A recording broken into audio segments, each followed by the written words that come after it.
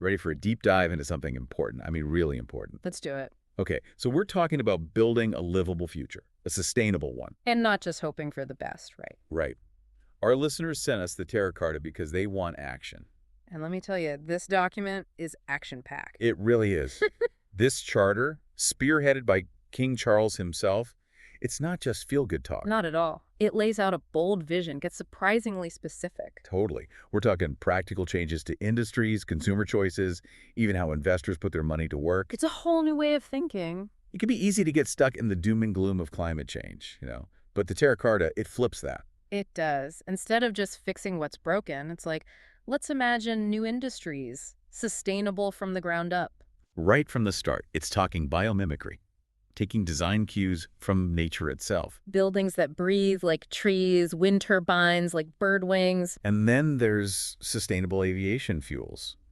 Like, what if we could fly without the guilt? They even talk about ethical space exploration. It's pretty out there. Out of all these new avenues, which ones are you most excited about?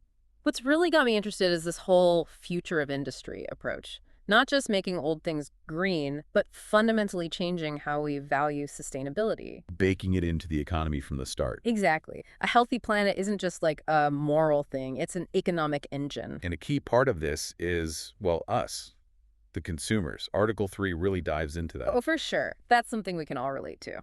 We all want to make sustainable choices. But it's tough when you're at the store, faced with products, and no clue what their real impact is. It's like, what am I even looking for? Exactly. The Terra Carta wants radical transparency, like a nutritional label, but for the planet. Wow, so I can see exactly what I'm buying. Exactly. Would that make sustainable choices easier? Oh, absolutely. And it wouldn't be this niche thing anymore. Sustainable products for everyone because they're the obvious choice. That's the dream. But to get there, we got to tackle this net zero economy thing. Which is a huge goal. Massive. For our listeners, we're talking no new greenhouse gases being added to the atmosphere. Sounds simple. Deceptively simple. Getting there by 2050, like the Terra Carta suggests, that's monumental. And the Terra Carta gets that. It's not just, hey, do this big, vague thing. Article 4 is all about roadmaps for each industry. Love that. Concrete steps to actually decarbonize. And we're not talking about waiting decades. This is about immediate action. Investment now. Music to my ears. Yeah. So what kind of action? Give me the highlights. Okay, so green hydrogen power, retrofitting buildings to be energy efficient, even like bringing life back to degraded soil. It's not just futuristic tech either. This is stuff happening now. Right. It's exciting. Do any of those stand out to you? They're all promising, but I appreciate that the Terra Carta doesn't shy away from the hard parts either. Totally. It's not all sunshine and roses. There are some serious obstacles. Because, let's be real, changing how things have always been done, there's gonna be pushback. Oh, yeah. We're talking about challenging those industries that benefit from the status quo. And then there's the issue of, well, how do we pay for all this? Which is where things get really interesting. Because the Terra Carta says nature itself holds the key. Like, what if nature is the economy? Whoa. Tell me more about that. Instead of viewing nature as something separate from the economy, the Terra Carta argues that nature is the economy. It's about time someone said it. It's true, though. We're finally realizing that investing in nature isn't just the right thing to do ethically. It makes economic sense, too. And you know who else is realizing that? Investors. Trillions of dollars are just waiting for the right opportunity. So where does it go? That's where the Sustainable Markets Initiative Natural Capital Fund comes in. The Terra Carta proposes this bold idea to funnel investments into projects that regenerate nature while making money, doing good and doing well. Okay, now that's exciting. But what does that look like in practice? Think regenerative agriculture, farming that actually heals the land rather than depleting it. Article 7 gets into the nitty-gritty of this. We're talking about restoring degraded land, turning those environmental scars into opportunities. Exactly. Creating jobs, boosting local economies, fighting climate change all at the same time. Sustainability wouldn't be a luxury, it'd be a given. It'd be built into everything. I love that. But how do we make it happen? How do we make sustainability more than just a nice idea? Well, we know money talks. What gets incentivized gets done.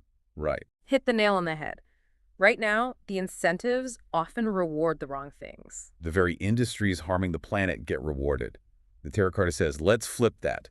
Reward the companies, the innovators, everyone who's pushing for a sustainable future. Now, that's what I'm talking about. But it's not just about governments handing out subsidies. Right. Consumers have a huge role to play too. We vote with our wallets every single day. Article 9 is all about this need for standardized ESG reporting. ESG. That's environmental, social, and governance. So you can actually compare companies fairly. So I can see which companies are actually walking the walk, not just talking. Imagine if sustainability labels actually meant something. That's real transparency. That's power in the hands of the consumer. And that, my friend, is how we drive real change. And this is where things get really interesting for me. The Terra Carta doesn't just want us to measure and manage what we're already doing. It's calling for us to completely reinvent how we innovate. I'm with you. We can't just tweak things around the edges anymore. Got to rethink everything. And the exciting part is we don't have to start from zero.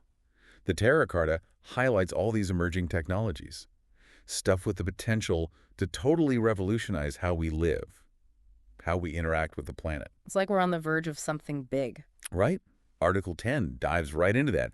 Talks about a future full of possibilities, clean energy breakthroughs, nature-inspired innovations that sound like they're straight out of sci-fi. I love that stuff. Remember biomimicry we were talking about earlier? Oh, yeah. Using nature as our guide. The Terra Carta is all about it. Learn from nature's 3.8 billion years of R&D. Why try to reinvent the wheel, right? Exactly. I mean, we've already got things like Velcro inspired by those little burrs that stick to you. The worst. Yeah. But also kind of genius. Totally. But imagine buildings that regulate temperature, like termite mounds. Oh, wow. Or airplanes that fly as efficiently as birds. What other bio-inspired stuff have you come across?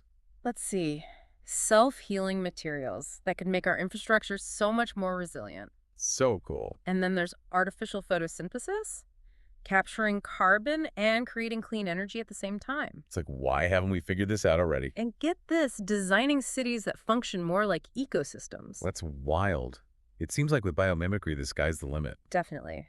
And then there's this whole other concept that Terra Carta highlights, the circular bioeconomy. It's like a whole new way of thinking about resources. Okay, we've thrown a lot at our listeners today. Break that one down for us. Sure. It's about shifting from this linear take, make, dispose model we're stuck in. Which is just not sustainable long term. Exactly. Yeah. So instead, we look to nature. We design products and systems for reuse, regeneration. It's a closed loop. I'm picking up what you're putting down. Instead of trashing everything, we find ways to use it again. Precisely. We use renewable biological resources, things like plants, algae, even waste. And we turn those into food, energy, materials, you name it. So we're mimicking how nature already works. Waste from one thing becomes food for another. Resources are always circulating. You got it. And think of the benefits. Way less waste, less pollution. It just makes sense. Plus, we create new economic opportunities, especially in rural areas. And our supply chains become more resilient. It's like this domino effect of good stuff. It all comes back to that shift in perspective that the Terra Carta is pushing for. Sustainability isn't just an afterthought. It's the driving force behind innovation and economic growth. It's the foundation. Exactly. Investing in a sustainable future isn't just ethical, it's the smart thing to do for everyone. We can create a world where both people and the planet thrive, but it's going to take a real change in how we think and what we prioritize. A collective effort. 100%. It really highlights how sustainability isn't about cutting back. It's about finding new ways to create a better future for everyone. And for that, we need to put our money where our mouth is, invest in the tech that can make these big ideas a reality. Totally. It's like we're on the cusp of this tech revolution. And Article 10, it's pointing to some seriously cool breakthroughs. Like what? Give us the highlights reel. Well, we talk about renewable energy a lot, but one of the biggest things is storage. Right. Making sure the lights stay on, even when the sun's not shining. Exactly. Imagine super efficient batteries, the kind that could power entire cities using energy from the sun and wind no matter what. That would be game-changing. Right. And while we're at it, let's talk transportation. Huge source of emissions. Can't ignore those gas guzzlers. The Terra Carta specifically calls out electric flight. What if we could fly without the carbon footprint? Sign me up. Speaking of big dreams, it even mentions nuclear fusion. The holy grail of clean energy. Always seems just out of reach, Yeah. Is fusion power actually possible in our lifetime? Reading this makes me wonder. It's definitely a long shot, but the Terra Carta's point is we got to be ambitious. Invest in those technologies with the potential to really shake things up. Because even if we don't get those big wins right away, The process itself can lead to amazing discoveries. New innovations pop up along the way. It's about pushing those boundaries. So it's not just about the tech itself. The Terra Carta is about igniting a movement, right? Getting people excited, no matter what they do, to come together, to actually build that sustainable future. It's a call to action, for sure, a global one. So as we wrap up this deep dive, what would you say is the most important takeaway from the Terra Carta? If our listener could only remember one thing, what should it be? I think it's that idea of collective action. We're all in this together, right? The problems are too big, too complex for anyone to solve alone. It's going to take all of us. Governments, businesses, individuals, we need to collaborate, share what we know, and pool our resources. And most importantly, we have to believe that a better future is actually possible. Because it is. We're not powerless in this. We can all play a part in creating the future we want to see. 100%. So to our listener, we hope you're feeling fired up. Keep digging into the Terra Carta. It's full of amazing ideas. And keep asking those tough questions. The future needs all of us.